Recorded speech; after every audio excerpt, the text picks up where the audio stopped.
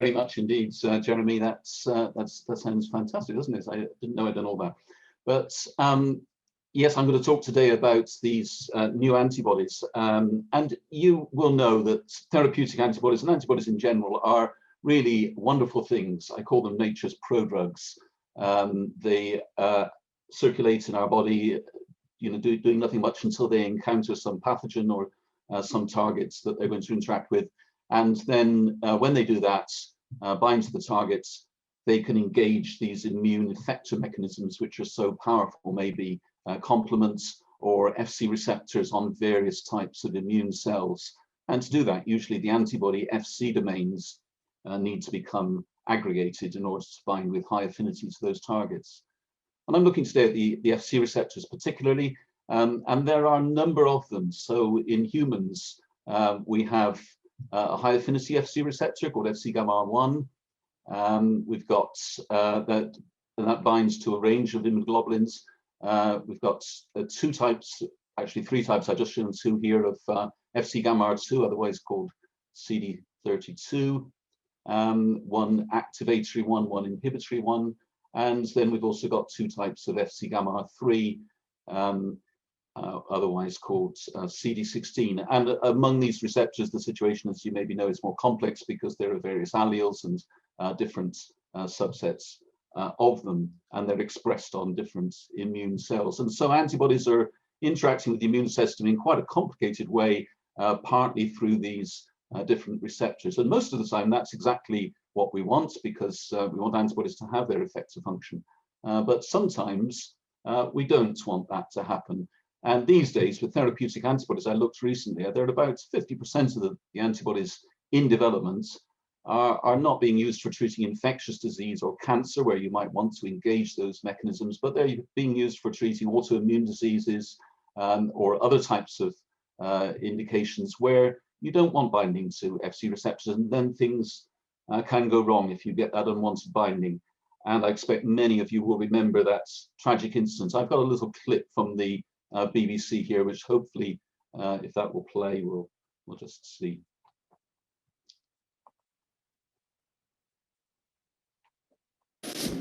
They thought they were coming here to take part in medical testing of a new drug.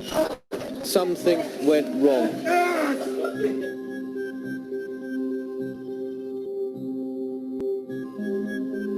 When you take a new drug into humans for the first time, it's never without risk.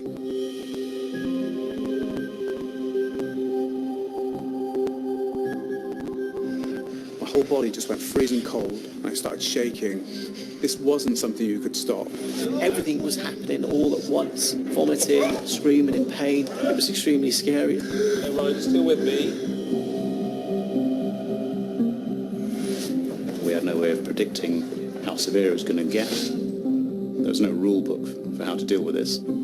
This was a mystery. They thought we looked like the Elephant Man. 6 men remain seriously. Everybody wanted to get a glimpse of these atrocious monsters.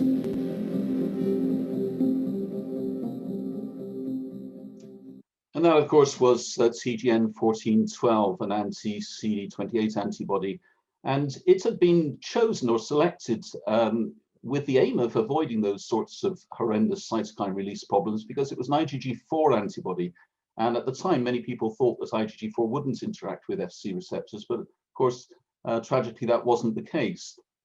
And the type of cytokine release that was seen was very similar to that seen many years earlier with CD3 antibodies like OKT3. And OKT3, as maybe you know, was approved for treating kidney transplant rejection, withdrawn some years ago now.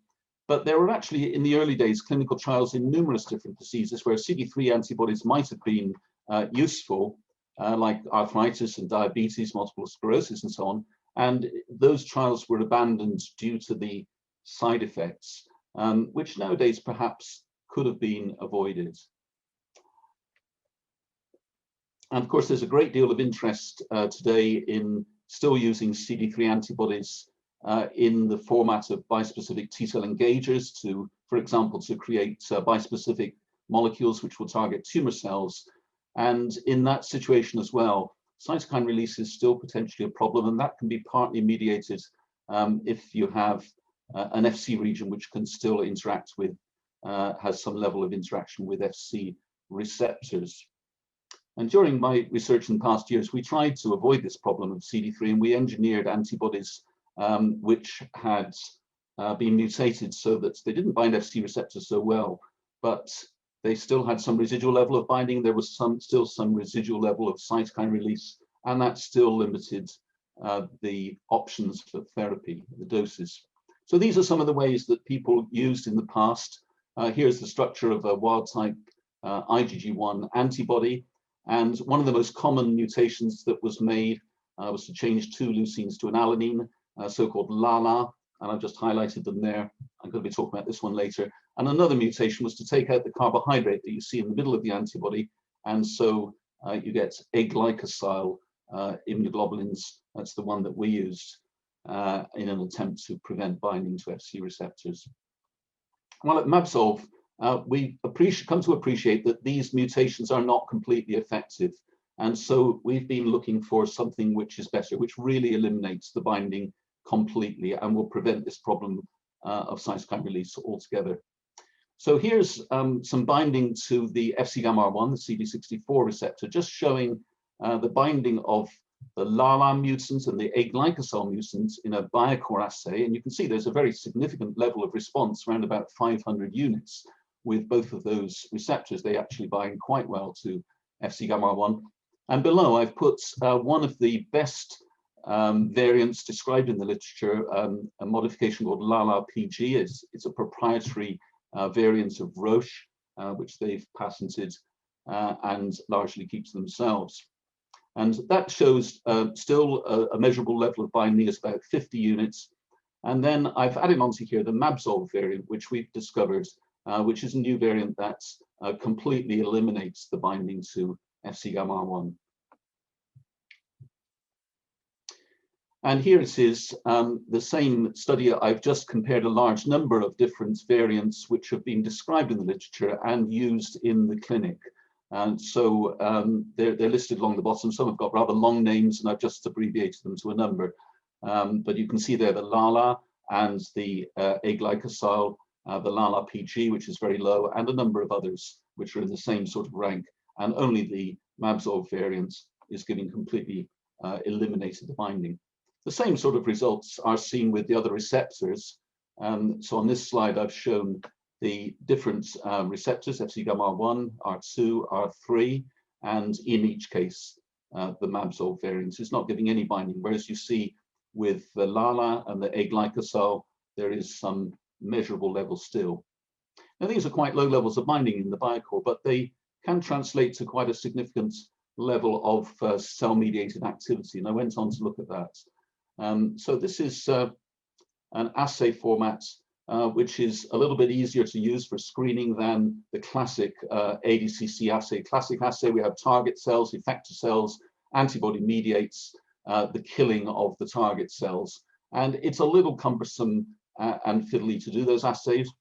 So a slightly easier format is to have an effector cell which has been engineered so that it gives a luminescent signal when it binds to an antibody that's aggregated on the surface of the target cell. That gives a very nice, quick readout, or reporter-based ADCC assay. And it's a very simple protocol. Cells arrive ready to use, and you simply add the antibody and incubate it, add the substrate and measure the luminescence. And even an old chap like me can manage this sort of assay. And there are many different receptors available in this assay format, so it's possible to look at the different types of receptors and different alleles of them indeed. I found that the assay is very reproducible and gives a very nice dose-response curve for antibody versus luminescence. And this dose-response curve is actually the average of 3 independent experiments. And so you can see the scatter of the data is very, very small when you look at different experiments on different days. And here are the results with Fc gamma R3, the CD16 receptor. The mAbsolve variant gives no cell-mediated activity, and nor do the other variants. They're mostly fairly low, with the exception of LALA, which is something just about detectable. But when we come to look at Fc gamma R2, we see that these other variants are coming up quite a bit in the cell-mediated activity, and that's the Fc-gamma-2A, and the Fc-gamma-2B, the inhibitory receptor, also has quite a bit of activity with several of these variants. And then when we look at Fc-gamma-1, the high affinity receptor, what was relatively modest levels of binding with some of these variants that have been in the clinic translates to quite a substantial level of cell-based activity, almost as much in the case of LALA as the wild-type antibody itself. And so perhaps it's not so surprising that we did see these phenomena like cytokine release in the clinic. And I went on to look at, this is an assay rather similar to the one that Jeremy's just described. So this is a cytokine release assay. The only difference really is that instead of using whole blood, which I think is a very admirable way to do the assay, this particular one's been done with peripheral blood mononuclear cells. They tend to give a rather more sensitive response to CD3 antibodies, which is what we've used here. So we've got a set of CD3 antibodies, a wild type antibody, the mAbsolve variant, the LALA variant, and the aglycosyl variant. And this is release of gamma interferon. These are data amalgamated from 20 different donors. And you can see, just as an example, that interferon gamma and IL-2, we've actually done all the other cytokines that Jeremy mentions, the TNF-alpha and the IL-4, IL-6, IL-8, and so on. But the results are very similar with all of them. We get a high level of release with wild-type antibody. We get sometimes very modest but detectable levels of release with the LALA and aglycosyl, and sometimes that's quite significant. But with the mAbsolve antibody, the variant, the cytokine levels are always indistinguishable from the buffer control. Well, one of the questions we've been thinking about just in this session is unwanted immunogenicity. And you may well ask, by introducing mutations into the immunoglobulin Fc domain, does that increase or create the propensity for unwanted immunogenicity? We've looked at this in a couple of ways. So this is a sort of in silico type of assessment, which I think I'd agree with Jeremy that this is not necessarily by any means a definitive answer, but at least it gives you maybe a little bit of a clue as to where to go next. And in this assessment, we have constructed a score for wild-type antibody, the reference, and all the others of the likelihood of peptides being derived from those Fc domains which could bind to MHC class 2. And they've been ranked and then scored relative to a score for the wild-type IgG1, which just arbitrarily set as 0, and then said, well, are there more peptides that could bind to class 2 alleles in these variants, or fewer peptides? And you'll see for the mAbsolve variant, as for aglycosyl, which of course is only one mutation, and a couple of these others, the LALA and the LALA PG, you'll see that they're very similar to wild-type IgG1. There's really hardly any change in the peptide score, whereas for some variants which have been in the clinic, used in the clinic and described in the literature, the relative score seems to increase a little bit. Whether that translates to immunogenicity in the clinic remains to be seen. But as Jeremy has described, there are in vitro tests that we can do, and we actually carried out a ProMap T-cell proliferation assay, very much along the lines that he described. We synthesized a panel of 20 peptides, which covered the sites where these mutations were, and then took PBMCs from donors selected by ProImmune. They were labeled with the dye, as he's described, the CFSE dye, and then the peptides are cultured with the PBMCs, and the proliferation of T cells is measured by the dilution of the dye and analyzed by flow cytometry. And here's the illustration, I think, which Jeremy showed you earlier, which shows the unstimulated cells with very little dilution of the dye, and the stimulated cells, where you can see the CD4 cells have proliferated, resulting in less of the CFSE dye in that panel C. So that gives you an indication of the level of stimulation. So looking at the results here, these are the controls. I think you've seen those before as well. The PPD and KLH controls, which give positive responses with most donors. And this is the range of responses that were seen. And you see with the wild type antibody or I've just given an example here, the LALA or the mAbsolve variants. These mutations don't seem to increase the likelihood at all, based on this in vitro assay, that there will be any unwanted immunogenicity just because of these particular mutations. So just to conclude that FC Effector Activity Bioassay that I described is a very useful tool for sensitive and rapid sample analysis. And it seems that even low levels of binding activity, as you get with most of the mutations, if not all of them, that have been described in the literature and used in the clinic, they can result in substantial levels of cell-based activity, and that can lead to unwanted cytokine release, which is comparable with that causes problems in the clinic. So we've identified this new variant, which seems to be completely devoid of effector activity. And I haven't shown you all the other slightly more boring experiments that we've done, looking at manufacturability, stability, glycosylation, binding to FcRn. But in all those respects, the new variant seems to be extremely comparable with wild-type antibodies.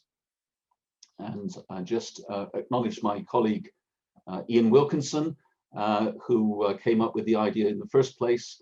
And if you want to know more about this, this variant is something we're very keen to make widely available to the scientific and pharmaceutical community.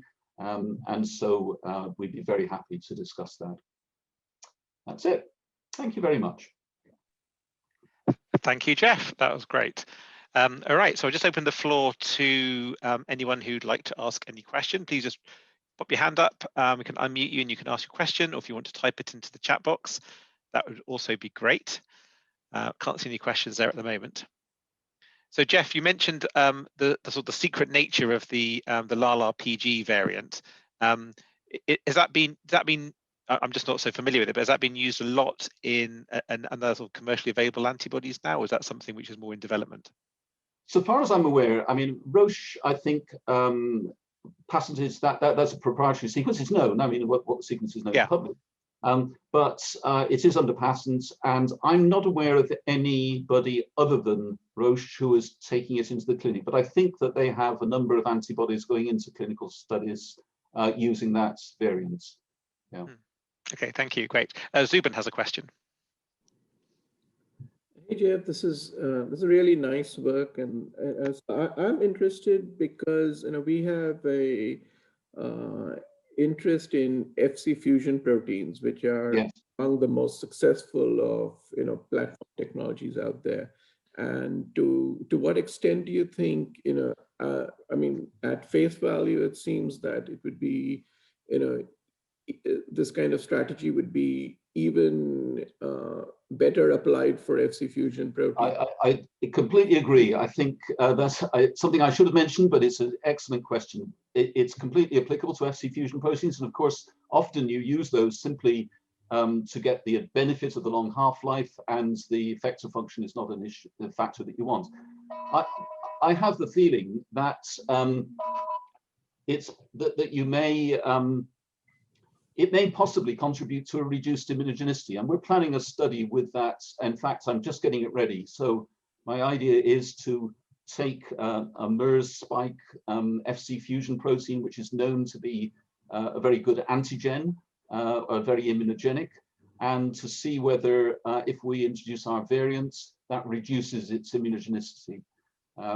As I rather imagine it might do, because we know, of course, that binding to Fc receptors is just one of the ways in which antigens can be taken up by antigen-presenting cells and obviously rendered more immunogenic. So I'm rather hopeful that this would be really useful for Fc fusion proteins. Yeah, and I think you mentioned it in passing, but the success of antibodies in general and their dominance right now is like you mentioned, partly because of their long half-life and interactions with FcRn. So you have looked at this in respect to that your mutations don't affect. Yes, we have. Yeah, so we've measured in numerous assays the binding to FcRn in different ways, in soluble immunoassays and in biocore binding assays, different formats, and it doesn't change the binding to FcRn. We've got some pharmacokinetic studies in mice underway at the moment with transgenic mice that carry the human FcRn. Thank you. Thanks a lot. Thank you, Zubin. Thank you, Geoff. Any other questions at all? Okay, I think that's end of Geoff's talk. Thank you very much, Geoff.